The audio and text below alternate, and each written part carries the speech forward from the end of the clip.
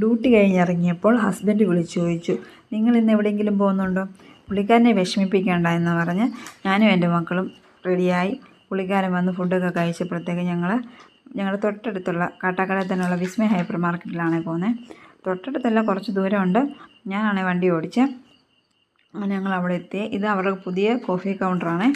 ഞങ്ങൾ പിന്നെ ഹൈപ്പർ മാർക്കറ്റിനകത്ത് കയറി ഒരു സാധനം മേടിക്കണമെന്ന് പറഞ്ഞ് പോകുന്നത്. അപ്പം മേടിച്ച് വരുമ്പോൾ ട്രോളി നിറച്ച സാധനമായിരിക്കും.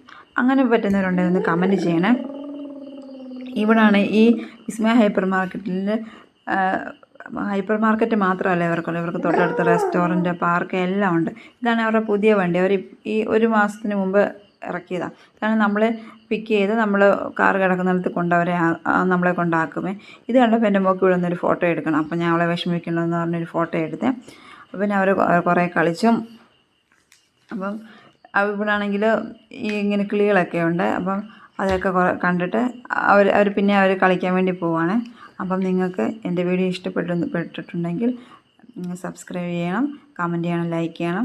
ഏറെ സ്നേഹത്തോടെ നമുക്കിനി വീണ്ടും കാണാം അടുത്ത വീഡിയോയിൽ.